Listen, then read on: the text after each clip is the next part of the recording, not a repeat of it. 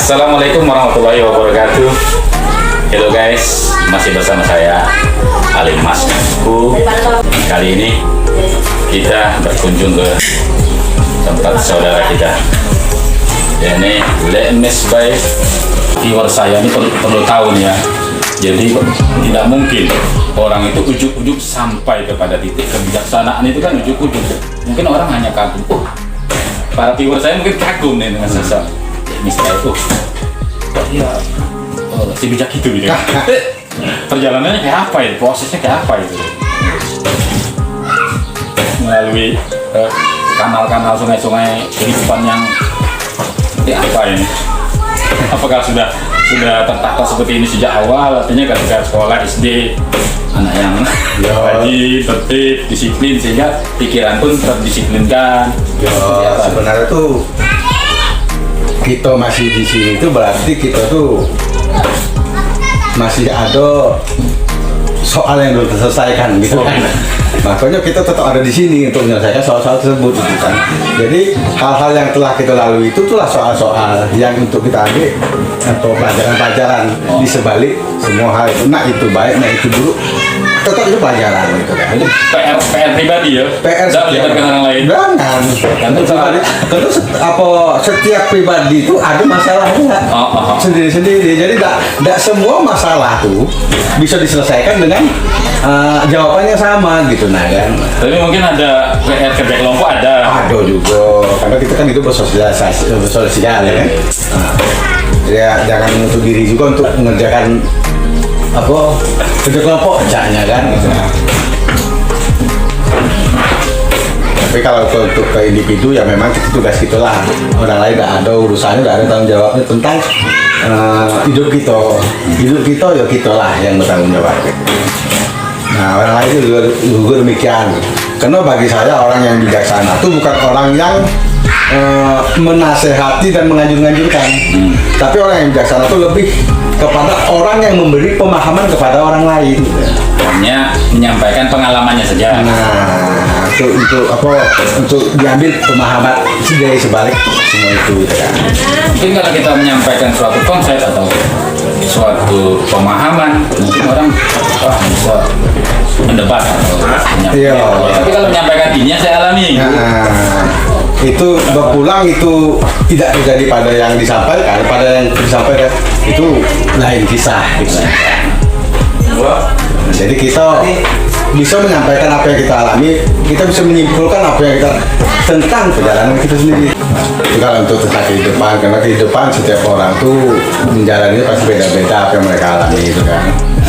Nah, jadi ya, bisa dianukan kalau bahwasanya jawabannya pun juga beda-beda gitu tentang masalah apa yang mereka hadapi gitu kan. Jadi tidak semua masalah tuh jawabannya satu udah gitu. Kalau tidak ada kamera di depan, saya merasa sayang nih, momen ini sayang tanpa ada seseorang lagi di sini, mungkin adik atau anak gitu kan, sembari kita ngobrol, ada yang menyimak pembicaraan kita gitu. Tapi karena kita di depan kamera, tidak setidak-tidaknya ada yang di luar sana pasti ada yang Jadi kalau kita melihat masa lalu dari sejarah-sejarah, orang mencari ilmu itu identik dengan perjalanan, keliling dunia, merantau, berpetualang gitu ya, mencari ilmu dari segala macam pengalaman gitu kan. Kalau di zaman ini agak diringkes, semacam itu agak diringkes. Kita mencari kadang cukup di dalam kamar itu bisa mendapatkan. Mungkin karena jiwa-jiwa yang terlahir pada saat ini jiwa-jiwa udah cenderung lebih matang gitu. Jadi cukup menyaksikan saja gitu kan, menyambungkan apa yang sudah dia alami, sedikit pengalaman dia dengan cerita-cerita di YouTube dan sebagainya, sudah nyambung gitu, buka sudah gitu. Kalau orang zaman dulu mungkin harus harus mengalami dulu, harus terjadi dulu, harus jatuh bangun baru bisa menyimpulkan, mungkin bisa dikatakan gitu. Tapi kan karena majunya zaman, jadi tidak perlu sesuatu harus kita alami sendiri, tapi melihat dari pengalaman orang pun kita bisa menyimpulkan. Tapi itu tadi tetap catatannya kesimpulan itu tetap untuk individu, tidak bisa untuk umum gitu. Nah kan mereka juga yang kalau untuk umum berarti harus bertarung, nggak bisa dikatakan. Bisa dikatakan bertarung gitu kan. Karena pada umumnya yang umum pengen kita seperti mereka dulu baru bisa dipercayai gitu kan. Tapi kalau yang untuk individu itu ya memang khusus individu yang masukkan, dia yang memahami, dia yang apa itu nggak bisa disebarkan gitu kan. Kalau kita melihat dari sejarah ya ada masa-masa di mana kita sebagai bangsa Nusantara ini dipimpin oleh pemimpinan yang memiliki tingkat kesadaran yang tinggi gitu kan. Kemudian dengan tingkat kesadaran yang tinggi itu dia bisa menata hukum yang mengkondisikan masyarakatnya teratur, tertata atau paling tidak dia terpanggil untuk menyesuaikan dengan hukum yang ada gitu ya. Kalau untuk saat ini situasi yang ada dan mereka-mereka yang berebut bertarung untuk tampil sebagai pemimpin kemudian membentuk masyarakatnya itu level tingkat kesadarannya seperti apa? Ya. Sebenarnya gini, karena pemerintahan ini mencakup banyak embel-embel waktu banyak itu, jadi terkadang memang si pemimpin kadang tingkat kesadarannya agak tinggi ya. Tapi kalau yang bawahan-bawahannya atau yang samping-samping pembisi-pembisi yang memiliki misi sendiri daripada si pemimpin itu bisa lain cerita gitu. Dan menurut saya tingkat kesadaran itu tidak langsung otomatis dilengkapi dengan kemampuan kemampuan duniawi yang bisa jadi dia seorang pendiam, seorang yang tidak pandai bicara gitu. Tapi dia memiliki level kesadaran yang tinggi, sehingga dia mungkin terpancar dengan kejujurannya atau ya, maksudnya dia ketulusan macam dia bekerja segala macam. Maka dia karena dia ada kekurangan dalam diri, dia butuh pembantu yang setidaknya memang mendukung benar visi misi beliau. Tapi jika pembantu ini tadi memiliki visi misi sendiri, seberapapun kesadaran beliau, tetap yang menjalankan kan pembantu menjalankan dengan caranya sendiri. Kita bergerak flow ke arah politik namanya, tak masalah. Ya kemana Pak? Ngalir Pak ya? Sini deh, duduk sini. Karena itu kan siapapun bisa bicara masalah apapun itu kan. Sini, ayo. Nah. Wah ini yang pemberani, sini masuk TV nanti, masuk YouTube. Iya. Sebelum lampunya Pak Padah. Jadi 2024 semuanya masih misteri. Ya. Jadi kita disuguhi dengan berita-berita bahwa sosok yang akan tampil si A-B-nya sudah rame ya. Cuman ada sosok-sosok yang belum banyak dikenal ya. Jadi ada kasakusuk bahwa Jokowi akan di 3 periode kan. Selama ini beliau dipandang mau kepengen banget mau 3 kali gitu. Cuman momentumnya ini muncul seolah-olah mungkin memang muncul pandemi situasi ekonomi yang kayaknya untuk mengadakan pemilu tuh dananya begitu kita tidak siap gitu ya, karena sudah diborong pandemi gitu. Nah, ada kemungkinan periode ketiga atau beliau nyalon lagi tidak bisa ya.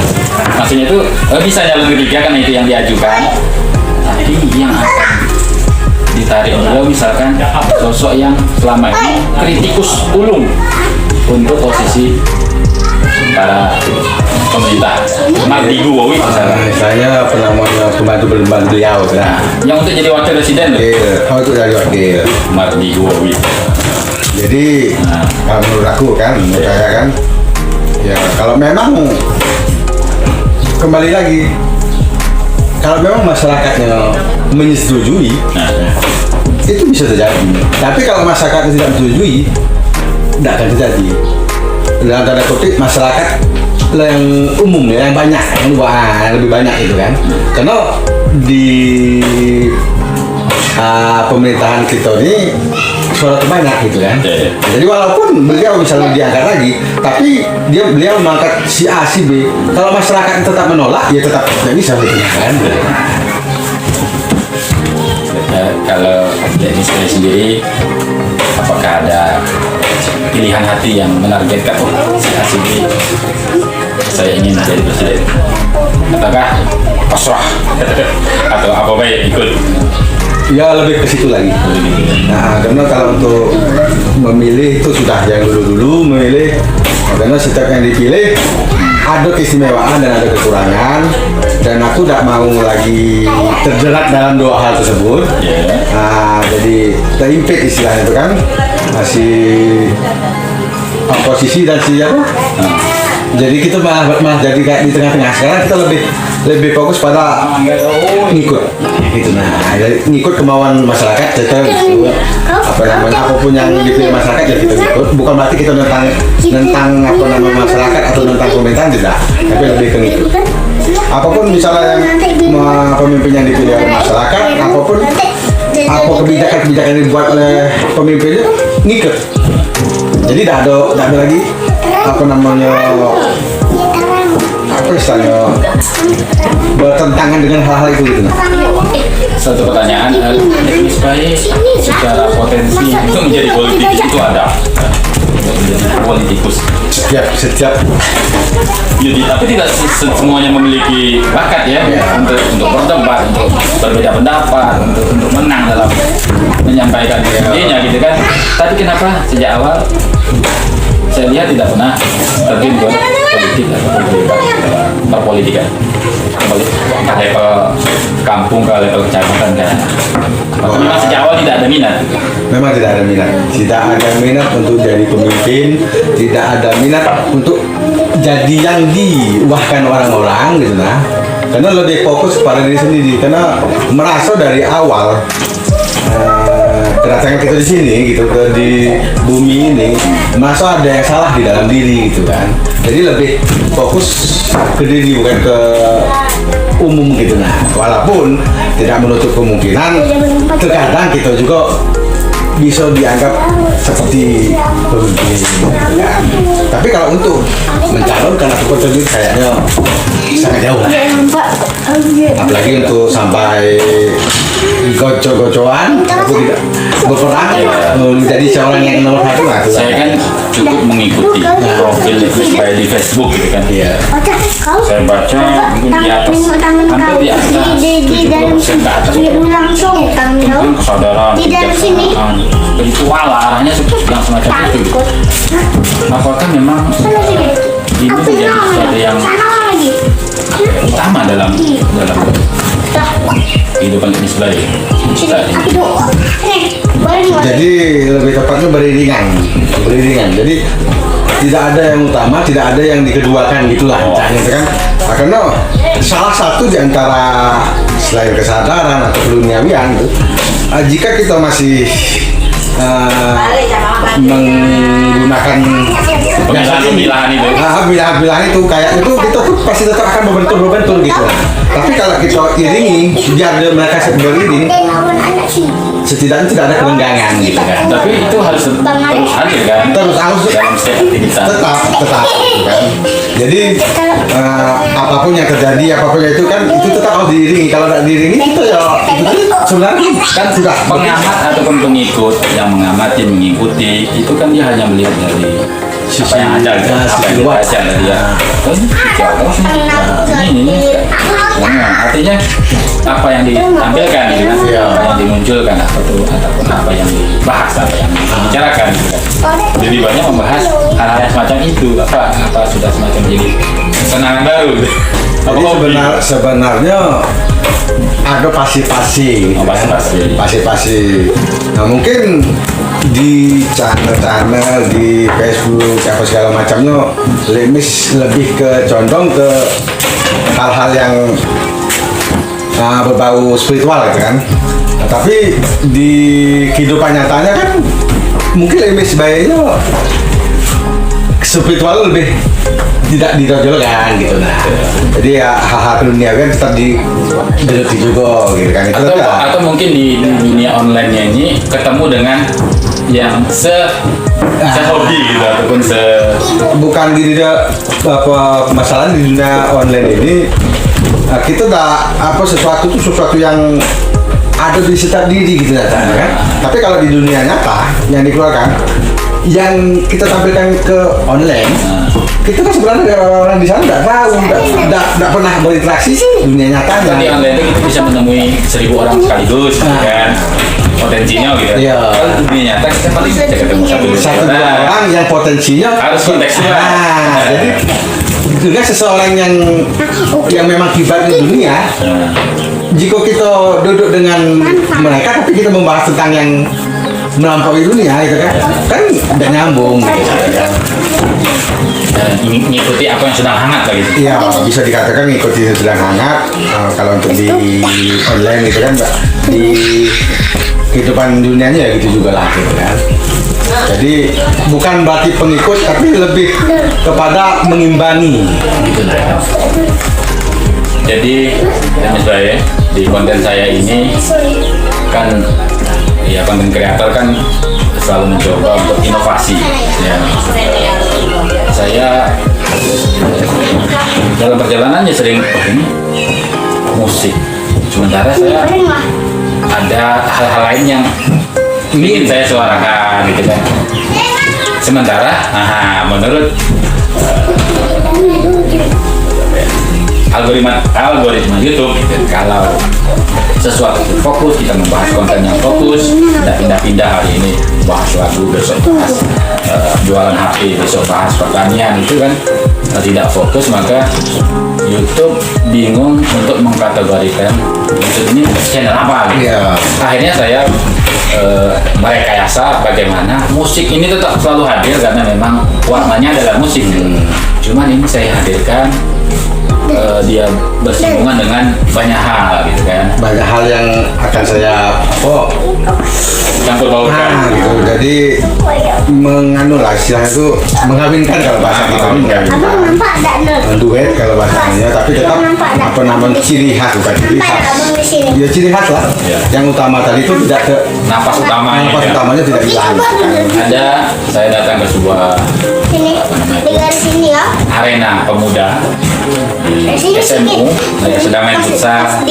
Saya cari yang agak tertua gitu, yang ada di situ gitu kan, walaupun memang bukan ketua pemuda gitu ya. Saya ajak ngobrol, sampaikan lah visi misi saya gitu kan. Nah tapi setelah itu saya nyanyi di situ dengan latar belakang suara anak main futsal yang bising gitu kan.